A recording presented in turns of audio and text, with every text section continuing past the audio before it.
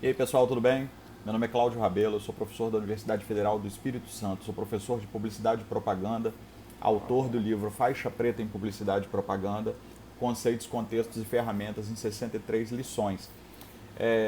Ele está a versão digital dele vendida na Amazon, a versão física encontra aqui no Espírito Santo e eu posso enviar pelo correio, tá? Agora em tempo de pandemia eu não estou enviando, mas em compensação eu baixei muito lá o preço mais barato que um Xerox, R$ 1,99 a versão digital da Amazon. Eu hoje vou dar uma aula que eu estava há muito tempo para fazer também, tá? De teoria. Eu vi que o canal repercute muito as aulas de teoria.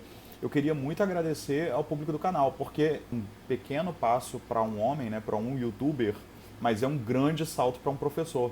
Quem diria que quando eu criei o canal para falar só como um reforço lá para as pessoas que estão na universidade, lá na sala de aula, na época eu estava dando aula na Universidade Federal de Santa Maria, no Rio Grande do Sul, e depois eu fiz o concurso de novo, também para voltar para Vitória e vim para a Federal do Espírito Santo, onde hoje eu coordeno o curso.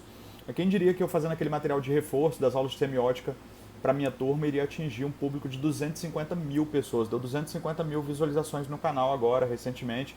Aí eu queria agradecer muito também porque as manifestações são de carinho, né, de agradecimento pelas aulas. Eu acho isso muito legal. Aí quase 5 mil inscritos. Estamos batendo ali os 5 mil inscritos agora. Eu acho muito, tá, cara? Eu sei que para um youtuber aí, para uma celebridade, isso não é nada, mas para professor isso é muito, muito. Imagina, 5 mil alunos, né? 5 mil inscritos, 250 mil pessoas que assistiram aulas na internet. Não foi música, não foi piada. Mas vamos lá. Vamos falar um pouquinho de contexto contemporâneo da comunicação, de história da comunicação e teorias da comunicação. Vamos lá. Há 300 mil anos o homem pisa sobre a Terra. Eu quero fazer um contexto que eu acho muito bacana, é sempre quase a minha aula inaugural. Há 3 mil anos, os sumérios, né, pelo menos a escrita mais antiga descoberta dos sumérios, eles desenvolveram a escrita. Então aí eu botei o sumeriano mais famoso que tem, né, que é Conan o Bárbaro. Em 300 mil anos que o homem pisa sobre a Terra. Nos últimos 3 mil é que desenvolveu a escrita. Olha a lacuna que deu entre 300 mil anos e 3 mil anos. Só que aí de 3 mil anos até os últimos 500 anos, 570 anos, tivemos um outro salto. E aí vem Gutenberg e populariza, inclusive, transformando o latim em línguas românicas. Populariza, porque a prensa de tipos móveis dele faz com que a gente tenha acesso aos livros. O livro ele atravessa o tempo e o espaço a partir de então. Antes ele ficava preso num pergaminho. Né? E era só os escribas, que eram de famílias muito ricas, que escreviam. E só gente muito rica tinha acesso a esse tipo de conhecimento. De repente, o livro começou a ser popularizado, traduzido para várias línguas, conseguiu durar no tempo e também ele se libertou em questão de espaço, porque ele não ficava a unidade desse livro, ele pôde ser traduzido e popularizado. Isso é 570 anos, não é nada na história do mundo.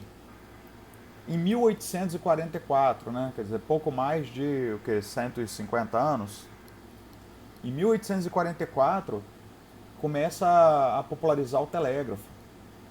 E aí depois, por cabos submarinos, né, e o telégrafo sem fio, a gente começa a fazer comunicação mais instantânea. Antes disso, as pessoas continuavam em guerra por 3, 4, 5, 6 meses, porque não tinham como avisar para as pessoas que o rei decretou o fim da guerra. Aí de 1844 a gente já passa para 1923, olha, quase 80 anos depois. Mas olha como é que nós já estamos no século XX. Né? 1923. 1923 é o surgimento do rádio. E aí o rádio vira um fenômeno, meio de informação, e depois de entretenimento. Quando as pessoas não tinham noção que o rádio poderia ser quebrado o paradigma e usado como meio de entretenimento, vê lá que H.G. Wells adaptou a obra de Orson Welles e fez a Guerra dos Mundos na rádio, falando que a Terra estava sendo invadida por alienígena. Quem ligou o rádio atrasado achou que estava acontecendo realmente uma invasão alienígena, porque acreditava tanto na força daquele meio que pirou na hora que viu aquele tipo de notícia. Não viu o contexto anterior de que se tratava de uma novela adaptada para rádio. Depois, a gente tem aí 1950, né, quer dizer, há 70 anos, né, levando-se em conta você está assistindo esse vídeo em 2020. Bom, em 1950, temos a imagem aí de Assis Chateaubriand lançando a TV no Brasil. E olha só as mudanças que vieram juntamente com a TV, né? As mudanças de sociedade, de informação, de cultura.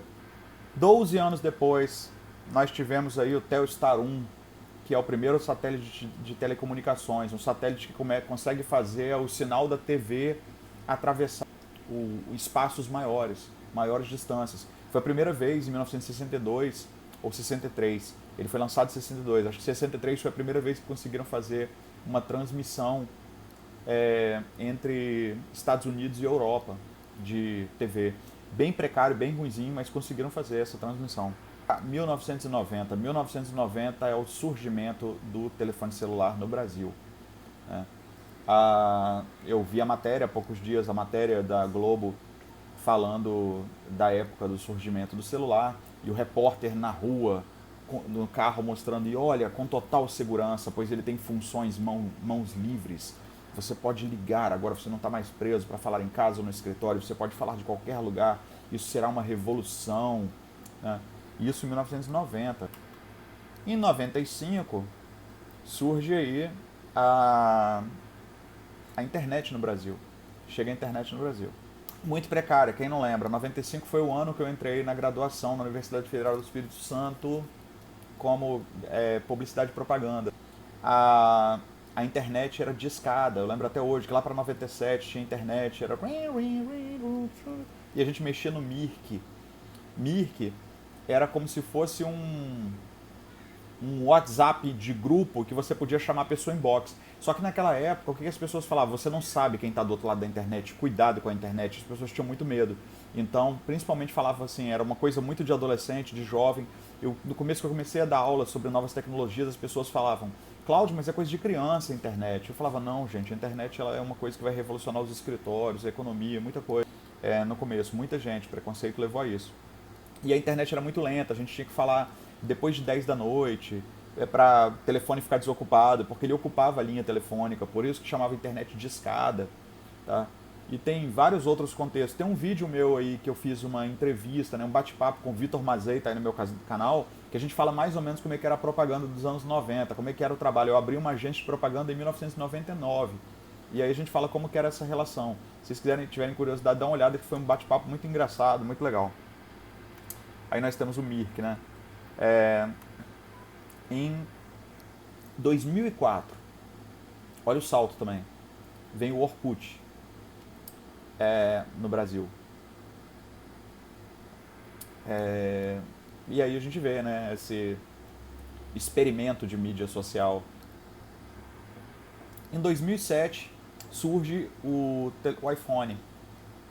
Então ele revoluciona, porque ele mistura a ideia do computador com o celular, né? E ele vem com a lógica dos aplicativos. E aí vem um monte de outras marcas e todo mundo copiando. Mas foi uma revolução. Isso em 2007, o primeiro iPhone. Diminuindo, por isso que eu fiz o contexto, 300 mil anos o homem pisando sobre a Terra, 3 mil anos a escrita, 500 a tipografia, 100 e pouco o telégrafo, 70 anos a TV e por aí vai. E aí vai compactando. Em 2011, 2012, 2014, nós vimos o que?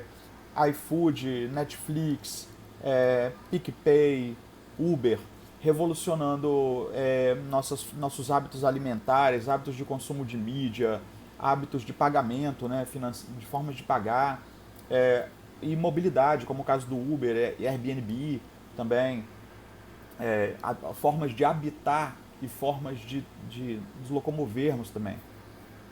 Tá vendo? Isso é muito recente, olha. A Uber é de 2014, só que o fato da empresa ser de 2014 não quer dizer que ela popularizou em 2014, ela popularizou há pouquíssimo tempo. Michael Jackson tem 66 milhões de álbuns vendidos em todos os tempos. O álbum Thriller dele, que é o álbum mais vendido da história, ele vendeu 66 milhões. A Anitta, ela tem 1,1 bilhão de streams em 2019 só, não é em toda a vida. Lógico, ali a gente tem venda de álbum de Michael Jackson, um álbum único, é que a gente está comparando com stream, mas é só para botar os números do que a mídia hoje consegue fazer. Temos aqui, né, 2020, chega o Covid-19 também, bagunça, reconfigura tudo mais uma vez. Mas, não fuja do assunto. Vamos fazer um resumão aí de teorias de comunicação, bem breve, tá? Vamos lá. as teorias críticas de comunicação. Eu vou falar da essência de cada teoria, tá? O que eu estou considerando aqui as teorias de comunicação, as principais? São perspectivas epistemológicas, perspectivas teóricas, modos de pesquisar, o olhar no momento da pesquisa, qual é a minha preocupação, qual é a minha principal pergunta que eu quero responder. Então, na história da comunicação, nós temos aí a história dessas teorias clássicas. Por exemplo, as teorias críticas, elas se preocupavam, esses teóricos, em criticar a mídia. Colocar a mídia como um espaço de manipulação, né? De mesmo que fala doutrinação, manipulação, persuasão vazia, né? Por isso que eu coloquei aí os zumbis, né? Os teóricos críticos mais famosos, assim, mais conhecidos, né? São considerados a escola de Frankfurt, né? Que tem Adorno, Horkheimer, até Walter Benjamin, como alguns dos principais expoentes. Mas o que eles tinham como preocupação? A crítica aos meios, né? O que esses meios estão fazendo dos novos meios, principalmente, que eles consideravam aí, né? Rádio, TV, é manipular a sociedade. Você vê que muitos filmes têm como herança a ideia das teorias críticas de comunicação. Filmes como Poltergeist, o Fenômeno, né? Videodrome, o Fahrenheit, o Laranja Mecânica, todos eles falam da mídia num caráter meio behaviorista. Então, o que é a indústria cultural? Que é um dos principais conceitos de Adorno, fala. A era da reprodutibilidade técnica, isso é um texto de Walter Benjamin, que ela é capaz de fazer o quê? De tirar a aura da obra de arte e criar cultura empacotada. Eu lembro que na minha infância chamavam, inclusive, os seriados televisivos eram chamados de enlatados. Então, por quê? Porque na verdade você pegava a cultura e colocava em lata, entregava em pacotes para as pessoas. E eles achavam que as pessoas faziam o quê? Que eles iriam para a rua simplesmente fazendo o que a mídia mandasse, de acordo da forma que eles eram manipulados. Outra perspectiva das teorias da comunicação são as teorias da persuasão. As teorias que... A publicidade, por exemplo, né, nós aqui da publicidade, a gente estuda muito a questão da persuasão. O que é a persuasão? Persuasão é você entrar no campo do outro. Não me interessa, por exemplo, o que eu, Sabão em Pó, o que eu, programa televisivo, penso, né, diferente do artista, né? Eu não estou me expressando o que eu quero me expressar. Na verdade, eu faço toda uma pesquisa, eu estudo o seu campo de crença, o que você acredita, como você reagiria melhor, e a persuasão é isso. Eu digo algo que você está predisposto a ouvir. Já pararam para pensar? Eu vi que as pessoas são muito inocentes, né? Direto as pessoas da Claro, da Vivo. Ontem mesmo me ligou uma mocinha da Claro aí e ela falou assim: olá, eu falo com o senhor Cláudio Rabelo? Aí eu, sim. Aí ela, o seu plano eu vejo aqui que é de tantos mega e o senhor paga tantos por mês, certo? O que ela estava tentando fazer? Ela estava tentando que eu ficasse falando, certo, sim, com perguntas óbvias, cuja resposta não pode ser não. Isso é uma estratégia muito batida de persuasão. Por quê? Porque ela está preparando o meu campo mental de uma forma positiva, para eu ficar respondendo sim. Então, quando você vê esses vendedores que antes de te vender ficam fazendo perguntas óbvias para você responder de forma positiva, é porque eles estão tentando te persuadir de alguma forma. Lógico que a persuasão ela é muito mais avançada. Hoje em dia, o neuromarketing e outras ferramentas, eles fazem isso, né? Eles estudam a sua reação a cores, a posição dos elementos dentro de um determinado layout. Ferramentas como o UX, né, o X, né, a experiência do usuário, eles fazem esses testes AB, esses testes de distribuição de elementos, né, de disparos de e-mails diferentes para ver qual que funciona melhor. Então tudo isso é visando te persuadir, ou seja, usar o seu campo de crença, o que você já está mais predisposto para te vender melhor, seja ideia, seja produto, né, seja serviço. E aí nós temos aí as teorias dos efeitos limitados. Aí, a teoria dos efeitos limitados, ela fala que a mídia não tem esse poder todo. A mídia é um entre tantos outros espaços de influência. Uma pessoa, por exemplo, você pode ver que ela pode não ser tão manipulada pela Globo, porque na verdade tem outros espaços de influência, que é o pastor, que é a igreja dela, ou que é a influência da família, dependendo do nível de, de liberdade ou conservadorismo da família, ou respeito ao que um avô, um pai, um tio sempre falou, a pessoa vai reproduzir aquilo de forma muito mais forte do que a mídia está falando. Tem a escola também, tem influência de amigos, então, ou seja, as pessoas têm outros filtros psicológicos para além da própria mídia. Então a mídia ela tem um poder sim de influência, mas ela não tem esse poder todo. Isso é estudado pelas teorias dos efeitos limitados, ou seja, os efeitos da mídia são limitados. E aí nós temos as teorias funcionalistas. O que estudavam aí os teóricos funcionalistas? Qual é a preocupação? Pensar a função dos meios. Tá? Qual é a função da publicidade? Qual é a função do jornalismo? Eu botei uma imagem de um galo e de uma raposa, porque o galo geralmente é ligado ao símbolo da publicidade. Tem gente que atribui a raposa ao símbolo do jornalista, principalmente do repórter, pelo faro, pelo olhar, pelo movimento rápido. A gente sabe que não é, né? Algumas pessoas usam a pena, tem gente que fala que é a foca não é o jornalista iniciante. Mas por que eu coloquei esses dois animais para comparar e falar das teorias funcionalistas? Vamos lá, tem gente que fala que a função da publicidade é vender, então eu tenho que vender a qualquer custo. E tem gente que fala que a função do jornalismo é informar. Acho que isso é uma grande mentira. Acho que o jornalismo, muitas vezes, eu não estou falando isso com corporativismo publicitário, não, tá? Pelo contrário, eu amo o jornalismo, né? Sou casado com a assessora de imprensa e dei aula de jornalismo, dou aula de jornalismo, né? Já dei várias disciplinas para o curso de jornalismo, orientei muitos TCCs de alunos de jornalismo.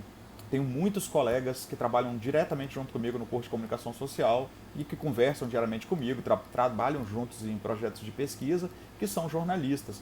Mas o que eu estou falando é que o jornalismo é uma ferramenta de propaganda muito mais poderosa do que a publicidade. A publicidade é uma ferramenta publicitária, realmente às vezes ela é uma ferramenta de publicidade. Isso aí tem no meu livro, tem um outro vídeo meu aí que fala qual é a diferença entre publicidade e propaganda aí no canal do YouTube. Quem quiser, dá uma procurada porque é um tema um pouco mais amplo. Mas o jornalismo, ele não se revela. Ele manipula muitas vezes, ele coloca desinformação, ele deturpa a realidade. Muitas vezes ele edita, ele recorta, sabe? Ele tem intenções políticas, tem intenções às vezes ideológicas também, mas ele não se revela, ele está lá na forma da informação. Assim como é diferente da publicidade, que na maioria das vezes a publicidade ela se revela. Quando tem um Papai Noel entregando um presente de Natal numa loja, ele não está te enganando no Natal, na propaganda da TV. Ele não está te enganando. Esse Papai Noel, como diria Baudrillard, com um texto dele clássico, que ele fala a significação da publicidade, o Papai Noel, ele é esse pacto invisível que a publicidade tem com os consumidores. Ele fala, eu estou me revelando, eu estou tentando te vender um produto. Eu estou numa campanha publicitária. Lógico que hoje nós temos marketing de guerrilha, nós temos inbound, marketing de conteúdo, nós temos ações de ambush, branded entertainment, nós temos várias ferramentas publicitárias que na verdade funcionam muito melhor porque elas dissimulam o fato da publicidade ser publicitária. Ou seja, eles mascaram a publicidade de entretenimento, de fato cotidiano, e aí conseguem vender parecendo não ser publicidade. Né? Tem até inclusive uma ferramenta chamada publicidade invisível, mas aí é o assunto para outro vídeo também. Mas tem no livro também, tá? Bom, então as teorias funcionalistas elas tendem a estudar as funções dos meios. O meio serve para entreter, o meio serve para informar, ele serve para fazer a sociedade mudar de opinião, né? Em época de calamidade pública, ou de epidemia, ou de pandemia, ela pode educar a sociedade também. Né? Nós temos aí o início do EAD, né? O desenvolvimento do EAD na época com os telecursos, então ela também pode ser um meio de educação. Tá? Então os funcionalistas estudavam isso, as funções dos meios. Eu fiz um negócio bacana no livro, não é a tônica de eu falar aqui agora não, mas tem até as cápsulas que eu botei também no meu canal do Instagram. Mas eu atualizo um pouco essas teorias. Eu falo assim, como que nós podemos ver essas teorias se manifestando hoje? E as teorias culturológicas. As teorias culturológicas, elas têm a preocupação em falar que a mídia ela não cria a cultura, que a mídia ela se alimenta da cultura, ou seja, a gente fala assim, se você vê muita nudez na televisão, ou se você vê muito algo que você não concorda, muito preconceito na televisão, ou uma religião predominante, ou um discurso predominante, não é porque a mídia está empurrando isso para a sociedade vendendo. Ela, na verdade, está se apropriando, ela estudou por meio de pesquisas o que funciona na sociedade e ela usa isso na TV. Se a sociedade mudar, ela vai também mudar sua configuração. Ou seja, para uma sociedade que não é educada, ela vai botar programas que não são educativos. Para uma sociedade que valoriza a educação, ela vai colocar a questão educativa. Eu acho que nós estamos numa nova era, né? Numa nova era em que professores vão começar a virar celebridades também, e por que não, né? Mário Vergara ensinando inglês, né? O Cortella, o Clóvis de Barros Filho, né? O Karnal. A gente vê aí, né, professores de algumas áreas se destacando. Por que não serem celebridades também, né? A gente vê assim, por que o time de futebol aqui do Espírito Santo ele não joga na primeira divisão? As pessoas falam, quando ele se tornar um time de primeira divisão, um time bom, eu vou torcer. Eu falo, não, na verdade ele não é bom porque você não torce. Isso aí é o que diriam as teorias culturológicas. Eles falam justamente isso, que se você valorizar muito e gostar muito de assistir professores falando, né, Viviane Mosé, assim, se você gostar de assistir isso e se for valorizado, isso também vai ser levado para a TV, né, e para a mídia de massa. Mas como as pessoas não valorizam, vai o que elas valorizam. As teorias da cibercultura, né, vieram mais ou menos em 99 ou 2001. 99, com Pierre Lévy. Pierre Lévy, teórico francês, que foi incumbido de fazer uma pesquisa gigante sobre os impactos futuros da internet. E ele cunha esse termo cibercultura. Cibercultura em francês, não é cyberculture em inglês. Então a palavra é ciber. E até porque em português é cibernético, cibercultura. As teorias de cibercultura, eu acho que a maioria dos teóricos brasileiros que estudam cibercultura nem sabem direito o que falou Pierre Lévy ou não entenderam o livro. Porque eles falam muito que a cibercultura ela afeta a sociedade, que ela traz impacto, que a internet mudou as coisas. E o Pierre Lévy não falou nada disso, pelo contrário. Ele fala que a cibercultura é justamente as práticas socioculturais, sociotécnica, que está em torno da internet, incluindo a internet, com a internet. Ele não fala que, inclusive ele fala que a metáfora do impacto está errada, que a internet não chegou como um meteoro e impactou a Terra. A internet por si só ela já é fruto de um desenvolvimento tecnológico. Veja só, na internet hoje ela só é o que ela é porque a gente teve o rádio antes, porque a gente teve a televisão, porque a gente tem a educação, sabe? Então assim, se você tem uma pauta uma sala de aula online é porque você já tem todo um desenvolvimento histórico da educação. Então a internet não mudou as coisas também configuraram a internet. Nossas práticas familiares, sabe, nossas práticas políticas, nossas práticas, sei lá, sexuais, sabe, nossas práticas de comunicação, de educação, de literatura, de consumo de mídia, isso a gente levou para a internet também.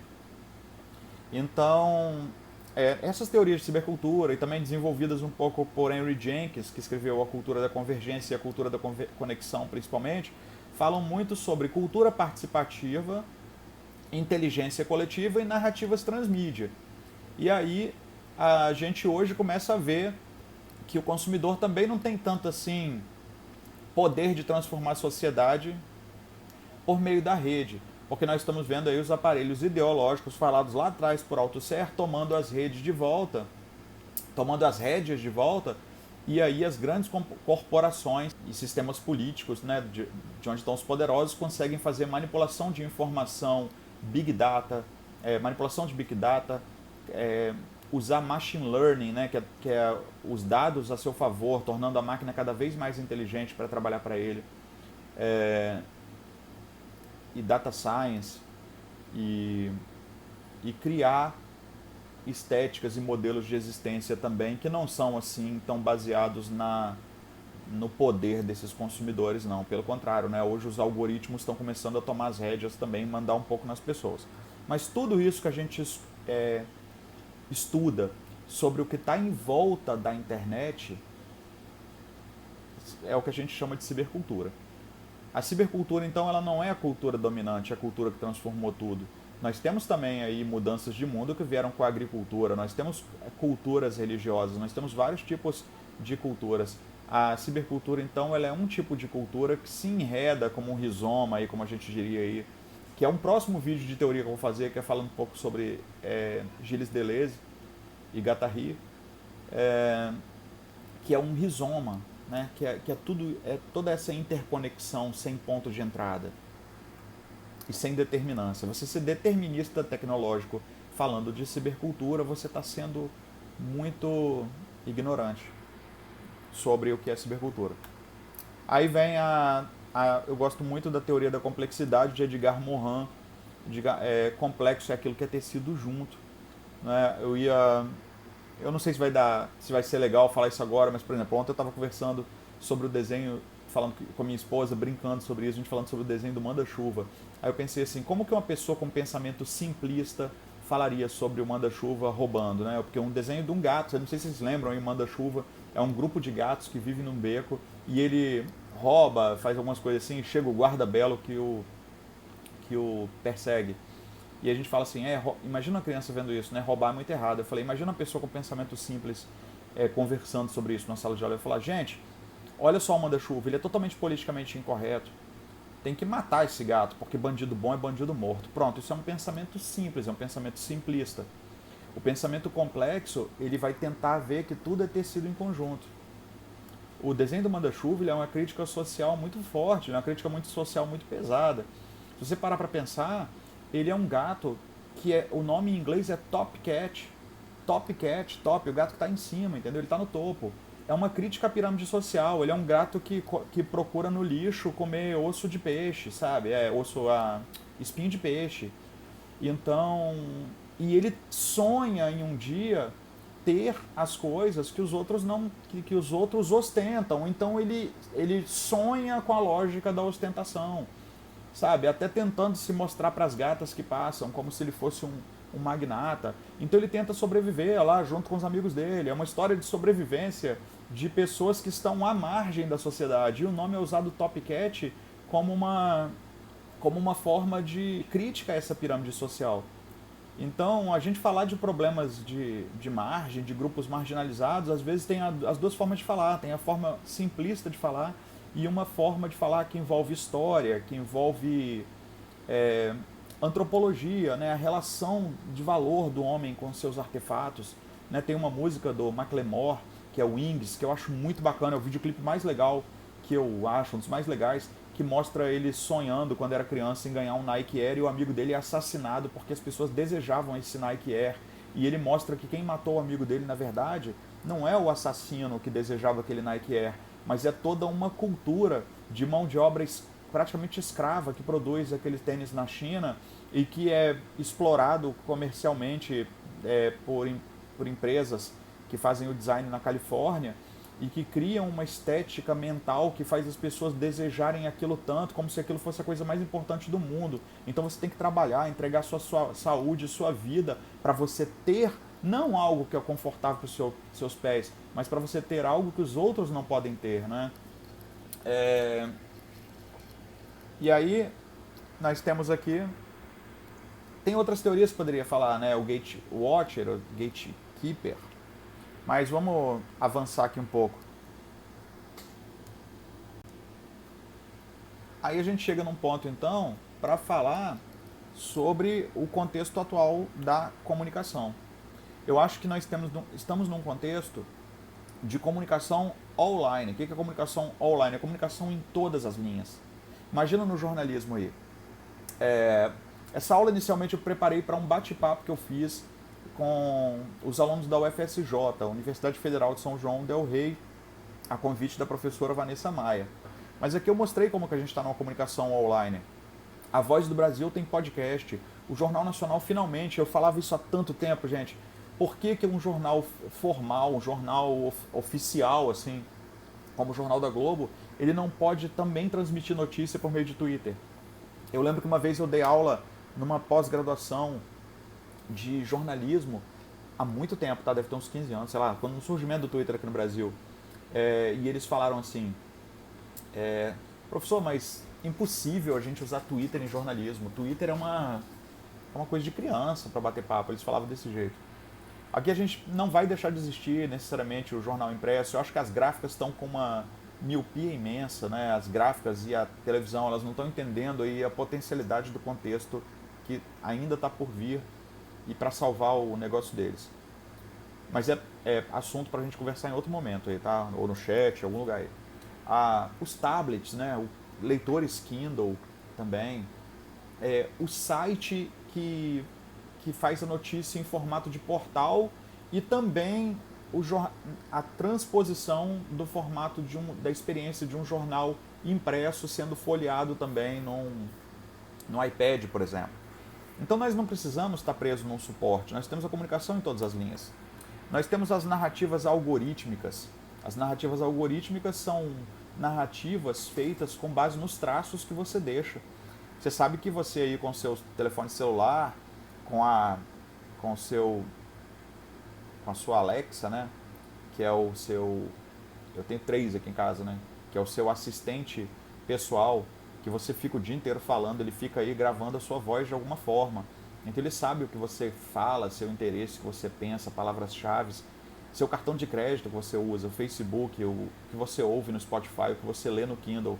O tempo todo a gente está deixando traços das nossas preferências e você acha que nenhum robô está criando esses dados para poder te oferecer narrativas algorítmicas, não só vendas, mas quem sabe histórias de filmes, literatura escritas especialmente para fazer você chorar, para você se divertir de uma forma que vai funcionar de maneira única. Os influenciadores, né? Nós temos aí lógicas de influenciadores vindo por aí, uma nova maneira de fazer os apelos à autoridade. Nós estamos vendo reconfiguração de muitas práticas de consumo ligado a isso, né? Veja aí movimentos aí, né, de políticos do Felipe Neto, ou então o uso da Tammy Gretchen no Dia dos Pais pela Avon. Olha só como que as redes se movimentam, né, em relação à influência e consumo baseado nos influenciadores. E aqui eu botei alguns aspectos para a gente, aí é bem rápido agora, né, que a gente tem que se atentar. Nós estamos num momento de nostalgia, né, de simplificação. Pensa nessas palavras-chave depois aí dessa aula. Desnorteamento, as pessoas estão muito desnorteadas. Acho que a maioria das pessoas que eu conheço estão tontas, sabe? Tontas, mas literalmente tontas. Simplificação demais. As pessoas acabam qualquer discussão falando assim, cala a boca, mas porque você é coxinha, cala a boca porque você é petista, cala a boca porque... Sabe? As pessoas estão simplificando muito a realidade, sabe? Tipo isso, bandido bom é bandido morto, sabe? E se fosse sua filha, sabe? Qualquer discussão hoje está sendo levada de uma forma muito simplista. Porque as pessoas querem âncoras para se sentir melhores. É um turbilhão de informação, elas estão desnorteadas, então elas estão buscando a simplificação. É por isso que eu penso 2 vezes antes de julgar a ignorância das pessoas. Muitas pessoas estão na ignorância porque elas querem uma âncora, elas querem uma resposta. Por isso que elas estão procurando alguns gurus. E quanto mais fácil o guru que elas encontram, mais elas falam ufa. Dualismo. Você é esquerda ou direita? Está certo ou errado? Elas querem essa resposta. A economia da atenção. As fórmulas de conteúdo. As pessoas estão tão preguiçosas que elas querem fórmulas rápidas. Não é uma fórmula de venda, sabe? Fórmula de conteúdo, fórmula. Então, hoje o consumo, embora a publicidade seja um meio altamente criativo, eu não estou falando daquela criatividade de textinho de anos 80, 90, não. Eu estou falando de criatividade dentro das potencialidades de mídia que nós temos hoje. Automação para tudo. A máquina está tão inteligente que está conseguindo automatizar disparo de SMS, disparo de e-mail, retargeting, ponto de venda, otimização de produto, quase não tem perda mais quem tem sistema automatizado de ponto de venda. integração multicanal mesmo, sabe? Eles sabem geolocalização, para onde você está indo, se você está com fome, quais são suas intenções. Então, quem domina um pouco esse trabalho de venda, de Big Data, de algoritmo, ele consegue manipular muito isso. Nós estamos na época de remédios, as pessoas se entupindo de remédio. Quem eu não conheço que está se entupindo de remédio está se entupindo de álcool. As pessoas estão com esse turbilhão de estresse na cabeça e estão precisando de algum tipo de conforto. Então o conforto delas é ou de forma pastoral, alguém que chega para ela e fala, não se preocupa porque eu já tenho a resposta, a partir de agora a resposta está aqui, e aí a pessoa se conforma com isso, ou de remédio, ou de droga. Tem algumas pessoas também, o que eu acho que é uma tendência bem legal, que estão buscando um autoconhecimento também, aí estão buscando alguns gurus fáceis, o livro de autoajuda, eles quase dominam até a prateleira de administração. Impressionante como as prateleiras de administração estão lotadas de gurus de autoajuda ou de livros de autoajuda. Eu comprei alguns desses livros enganado, comprei achando que fossem realmente livros de comunicação, de estratégia, de administração. Estavam lá os livros. Na hora que eu vou ler, é livro de fórmula, sabe, de autoajuda. Impressionante. Até livros que eu pensei que fossem de psicologia mesmo. Acho que está difícil hoje em dia a gente ter novos Freuds, ou então teorias mesmo, ter Darwin, sabe, ter novos Nietzsches, sabe, Deleuze, Foucault. Acho que dificilmente nós vamos ter, porque as editoras não estão mais para densidade. Precisa da pessoa que dá a resposta rápida. Nós estamos com vigilância, controle, punição. Foucault já falava isso, né? Praticamente isso atravessa as obras dele. O Foucault ele fala muito sobre vigilância, controle e punição, mas talvez ele não imaginasse como isso iria estar hoje, né? É o tempo todo. Só nesse quarto meu aqui deve ter o quê? Umas 20 ferramentas que estão capturando meus dados, mandando para robôs que já estão trabalhando isso em algum lugar de Big Data. Garanto que daqui a pouquinho vai começar a pipocar publicidade para mim, mas isso é a menor das coisas, né? Isso está afetando os líderes que nós estamos elegendo, está afetando muita coisa. E aí, para concluir, eu uso aí a imagem de Freud, né? E aí eu falo, o mundo nunca foi normal, meu jovem, vamos estudar a história do mundo. Eu adoro estudar a história do mundo, estudar de novo, estudar de novo, estudar de novo. E cada vez que eu estudo sobre a história do mundo e da filosofia também, eu vejo que o Sapiens, né, que é engraçado, ironia a gente chama de Sapiens, ele é muito maluco, gente. A gente sempre foi uma espécie muito louca de destruição de mundo. O mundo eu não sei se ele é um grande filme de comédia, de tragédia ou epopeia, mas a história do mundo nunca foi normal. A gente experimentou agora, nos últimos 20 anos, talvez 25 anos, um período de suposta normalidade, mas que não foi tão normal assim não. É só você ver, né, as histórias sei lá, sabe, de assassinatos, sabe, de discursos, sabe, a pandemia agora está dando essa sensação de que estamos vivendo uma doideira, mas o mundo sempre foi maluco. Então eu acho que a gente vai realmente sair dessa pandemia e vai vir outra também, talvez pior, outras coisas piores, outras coisas melhores. Mas a gente nunca não vem com essa ideia de que agora isso balançou a nossa normalidade, vai ter um novo normal, não. Sabe, se você pegar qualquer época aí, sabe, a época de, sei lá, Pol Pot, Siddhartha, Jesus, Maomé, sabe, Che Guevara, Fulgêncio Batista, sabe, qualquer época que você pode pegar aí, sabe, Alexandre, né, Marco Antônio, sei lá, você pode pegar qualquer época, qualquer lugar, Hirohito, sabe, Kennedy, pega qualquer época, sempre foi muito louco o mundo, tá? E é isso aí, gente. Espero que vocês tenham gostado dessa aula, acho que ela foi extensa pra caramba, né? Mas isso aí, abração pra todo mundo. E obviamente, como sempre, eu sempre esqueço de falar pras pessoas quando eu faço vídeo, né? Porque não é nem o mais importante, mas acaba sendo, né? Dá uma curtida aí nesse vídeo, dá um comentário, tá bom? Segue aí o canal, porque isso ajuda, né? A popularizar também o discurso acadêmico. Tá bom? Abração pra vocês.